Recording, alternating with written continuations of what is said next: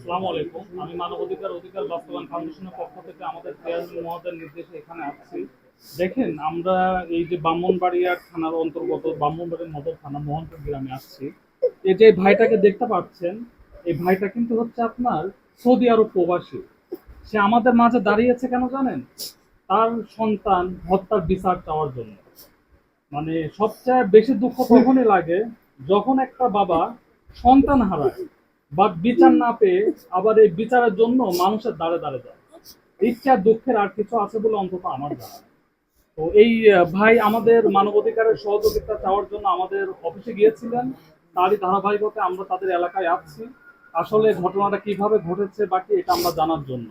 এখানে এসে আমরা যেটা জানতে পেলাম, আপনার হচ্ছে নিশাত নামে আমাদের যে মামুনিটা ছিল, ওর বয়স হচ্ছে 6 বছর।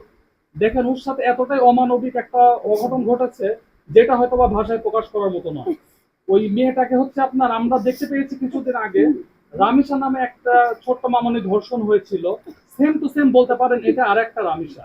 তার নাম রামিসা আর ইন নাম নিশাত, বাট সাবজেক্টটা অনেকটা একই হয়ে দাঁড়িয়েছে। যেমন রামিসাকে ধর্ষণ করে আপনার মেরে ফেলেছিল, সেম টু সেম নিশাতকেও ধর্ষণ করে মেরে ফেলেছে। নিশাত আর আমাদের মাঝে নাই, কিন্তু তার আত্মনাদ, তার ফ্যামিলির আত্মনাদ আজও আমাদের মাঝে রয়ে গিয়েছে। তো আপনাদের মাধ্যমে আমি একটা কথাই বলতে চাই, যে একটা সৌদি আরব প্রবাসী যে হচ্ছে রেমিটেন্স যোদ্ধা, যে আমাদের দেশে কষ্ট করে পরিবার পরিজন ছেড়ে পরিবারের মুখে হাসি ফুটানোর জন্য প্রবাসে থেকে 2টা টাকা আর্ন করে বাংলাদেশে রেমিটেন্স পাঠায়। আজকে সেই প্রবাসী ভাই আমাদের মাঝে দাঁড়িয়ে কান্না করছে তার মেয়ের ন্যায্য বিচার পাইয়ে দেওয়ার জন্য। তো আমি আপনাদের মাধ্যমে একটা কথাই বলতে চাই, যে আইনি যত দপ্তর আছে সবাই এই ভুক্তভোগী পরিবারের পাশে দাঁড়ান। আজকে নিশাত আমাদের মাঝ থেকে প্রায় 2 মাস হলো বিদায় নিয়েছে, কিন্তু ভুক্তভোগী পরিবারের একটাই কথা, যে এই 2 মাসে আমি আমার মেয়ের কোনো বিচারের কোনো আলামতি খুঁজে পাচ্ছি না। যেমন আপনার হচ্ছে এই মামলাটা ইনভেস্টিগেশন করছে পিবিআই। পিবিআই এর কাছে সে জানতে গেলে পিবিআই এটাই বলেছে যে ডিএনএ টেস্টের রিপোর্টটা এখনো আসে নাই। তো আমি একটা কথা বলতে চাই ভাই, এটা তো আমাদের দেশ। এই দেশের মানুষের কি অধিকার নাই তার ফ্যামিলির সাথে কোনো অন্যায় হলে দ্রুত সময় তার ফ্যামিলি যে অন্যায়টা করবে তার বিচার চাইবে? আমরা একটা জিনিস দেখতে পাই, যে এই দেশে কোনো অঘটন ঘটলে আপনার হচ্ছে মার্ডার হোক বা কারোর সঙ্গে ধর্ষণের মতো ঘটনা হোক, ঘটার পরে যদি মার্ডার করে, এই যে ডিএনএ টেস্ট বলেন আর পুলিশ হচ্ছে প্রতিবেদন বলেন, যেটাই বলেন না কেন, এটা করতে করতে 2-6 মাস চলে যায়। তারপরে দেখা যায় যে কোটার বারান্দায় ঘুরতে ঘুরতে আরো 2-1 বছর চলে যায়। একটা ভুক্তভোগী পরিবারই জানে যে তার সন্তান হারানোর পরে যখন মাসের পর মাস, বছরের পর বছর কোটার বারান্দায় ঘুরেও তার ভুক্তভোগী পরিবার ন্যায্য বিচার না পায়, ওই পরিবার কার কাছে আহাজারি জানাবে? সে তো এই দেশের নাগরিক, তার কি অধিকার নাই ন্যায্য বিচার পাওয়া? তো সেই জায়গা থেকে প্রশাসনের যত দপ্তর আছে, আমি মানবাধিকার কর্মী হিসাবে আপনাদের কাছে একটা আহ্বান জানাবো, ডিএনএ টেস্ট রিপোর্ট তো বাংলাদেশেই তৈরি হয়। যদি বাংলাদেশের ডিএনএ টেস্টের রিপোর্ট বাংলাদেশেই তৈরি হয়ে থাকে, কেন ভাই 2 মাস, 6 মাস, 1 বছর লাগবে? এটা আমি আসলে বুঝে উঠতে পারি না।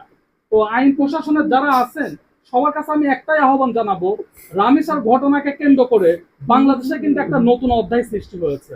যেমন আমরা ইতিপূর্বে একটা জিনিস দেখতে পেয়েছি, যে বাংলাদেশে যখনই কোনো ধর্ষণের মতো ঘটনা ঘটেছে অমানবিক, বছরের পর বছর দর্শনকারীরা কোনো বিচার পায় নাই। কিন্তু দেখেন, ইতিহাস সৃষ্টি হয় কোনো না কোনো একটা ঘটনাকে ইস্যু করেই।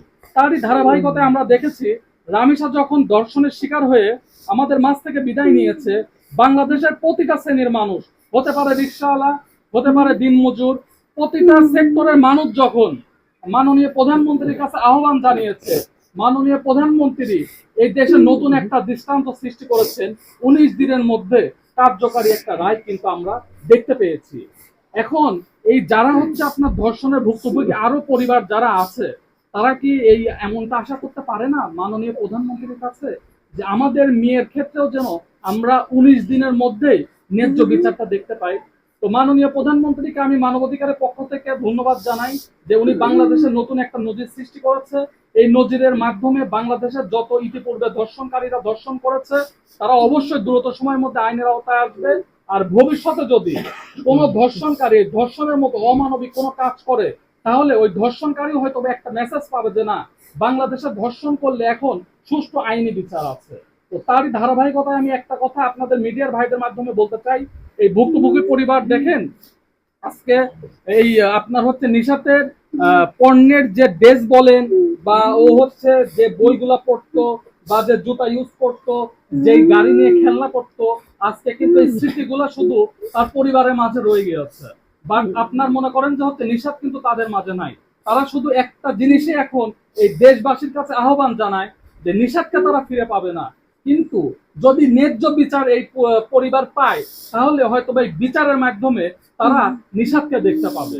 তো আপনাদের কাছে আমি একটাই আহ্বান জানাবো মানবাধিকার কর্মী হিসাবে, যে আপনারা এই নিউজটা যে যার যার জায়গা থেকে, সন্তান সবারই আছে ভাই, এই নিশাত আমার সন্তান, আপনার সন্তান, ও আমার ভাইস্তে, ও আমার ভাগ্নে, এটা মনে করে যেমন আপনারা এই দেশে একটা নতুন ইতিহাস সবাই সৃষ্টি করেছেন রামেসার ঘটনাকে ইস্যু করে, তো এই পরিবারও এই আহ্বানটাই দেশবাসীর কাছে জানায় এই রামিসার মতো যেন ন্যায্য বিচার নিশাতের ক্ষেত্রেও হয়, এটাই তার আহ্বান। আর বিশেষ করে সে যেহেতু